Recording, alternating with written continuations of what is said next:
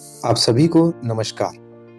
आज K R public school Nandurbar में उड़ान फाउंडेशन की ओर से आप सभी के बीच उपस्थित होकर मुझे अत्यंत प्रसन्नता हो रही है। आप सभी का हार्दिक स्वागत एवं अभिनंदन है।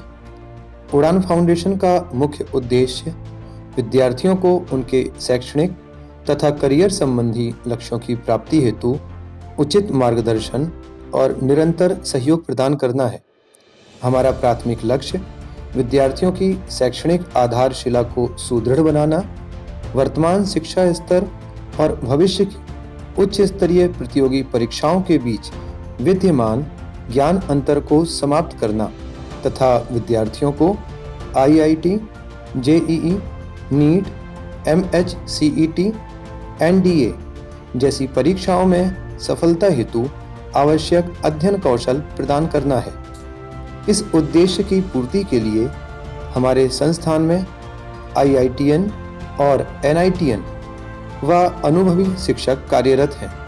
इसके अतिरिक्त हमारे द्वारा उपयोग में लाई जाने वाली पाठ्य पुस्तकें स्वयं रिसर्च एवं डिज़ाइन की गई हैं, जो विशेष रूप से NEET, JEE, NDA, CA, MHCET तथा अन्य प्रतियोगी परीक्षाओं की तैयारी को ध्यान में रखकर तैयार की गई हैं। हम विद्यार्थियों को विषयों की विस्तृत व्याख्या, नियमित एवं कठोर अभ्यास तथा समय समय पर शंका समाधान के माध्यम से पूर्ण रूप से तैयार करते हैं।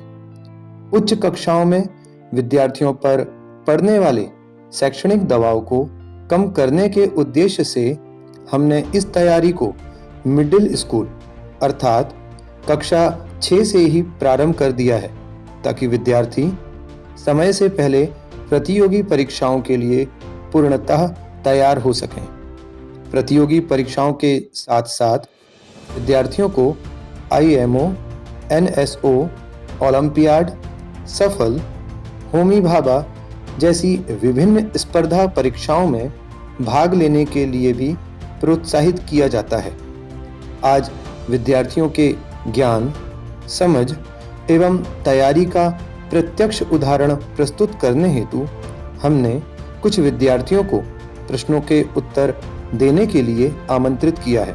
अतः आइए हम सभी मिलकर इन विद्यार्थियों के ज्ञान, आत्मविश्वास और परिश्रम के साक्षी बने। What is metal and non-metal? Which metal does not react with water and why? We know that metals are hard and non-metals are soft. But the main thing which highlights their definition is that metals are the element which donate their electron and non-metals are the element which accept electron. And in that, like copper, platinum, silver and gold, these are some of the metals which does not react with hydrogen because their reactivity is less than hydrogen. Thank you. Explain the chemical bonding. Chemical bonding is interaction between atoms, ions and molecules. It forms by transferring or sharing of valence electron. There are mainly four kinds of chemical bond: ionic bond, metallic bond, covalent bond and coordinate bond. In ionic bond, the bonding is due to donating of electron and sharing and accepting of electron. In example, sodium chloride, the positive ion sodium donates the electron and negative ion chlorine accepts the electron and forms the chemical bond. Another kind of chemical bonding is covalent bond, where the sharing of electron has been done. In this example, H2O, water, there are two hydrogen atom and one oxygen atom shares the electron and forms the chemical bond. State Fleming left hand and right hand rule. Explain the use of these rules. Now first, Fleming's left hand rule. It states that when we stretch our thumb, index finger and middle finger, then the thumb indicates the force, index finger indicates the magnetic field and the middle finger indicates the current. It is used in DC motors.